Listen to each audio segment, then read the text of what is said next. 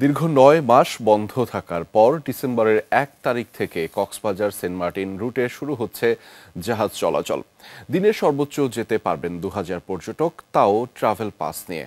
রাত্রি যাপন করা যাবে শুধু ডিসেম্বর জানুয়ারি এই ২ মাস। তবে পর্যটক সংখ্যা সীমিত করায় হতাশ স্থানীয়রা। শ্রীলঙ্কা আবারও রপ্তানিতে শীর্ষে। সেন্ট মার্টিনের পরিবেশ প্রতিবেশ রক্ষায় পর্যটক যাতায়াত সীমিতকরণ এবং রাত্রি যাপন নিষিদ্ধ করায় গত কিছুদিন ধরে দ্বীপটি পর্যটক শূন্য।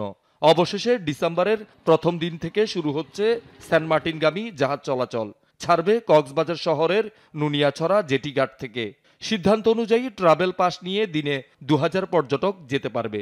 নিষিদ্ধ ঘোষিত পলিথিন এবং প্লাস্টিক সেগুলি ইউজ করা যাবে না বা পরিবহন করা যাবে না। সেক্ষেত্রে যে সংশ্লিষ্ট জাহাজ মালিক পক্ষ ওনারা এই বিষয়গুলি এনশিওর করবেন। আপাতত ডিসেম্বর জানুয়ারি এই ২ মাস সেন্ট মার্টিনে রাত্রি যাপন করতে পারবে পর্যটকরা। এখন পর্যন্ত চলাচলের অনুমতি পেয়েছে ৩টি জাহাজ। সব প্রস্তুতি সম্পন্ন। এখন ১ তারিখ টিকিটও অলরেডি টিকিট সেল হওয়া শুরু হয়ে গেছে। ৩৪৬ জন যাত্রী। আমরা যদি ৩৪৬ জন নাও হয় ১০০+ হলেই আমরা ছেড়ে দেবো ইনশাআল্লাহ।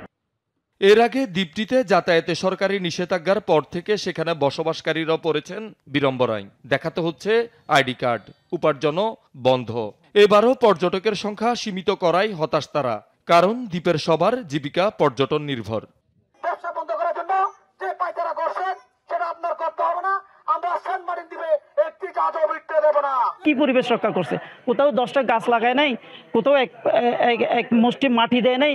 যদি বন্ধ হয়ে যায় দ্বীপের একমাত্র শিক্ষা প্রতিষ্ঠানগুলো বন্ধ হয়ে যাবে। আমাদের দ্বীপবাসীর জীবন জীবিকাও রক্ষা করতে হবে। মাত্র 2 মাস ব্যবসা হবে। এই 2 মাস ২,০০০ লোক আসলে এই দ্বীপের মানুষগুলো কিভাবে চলবে? সেন্ট মার্টিনে পর্যটক আসা যাওয়ায় সরকারি বিধিনিষেধ স্থায়ীভাবে প্রত্যাহারের দাবিতে প্রায় প্রতিদিনই সভা সমাবেশ, বিক্ষোভ করছেন স্থানীয়রা। শহীদুল সুমন, যমুনা নিউজ।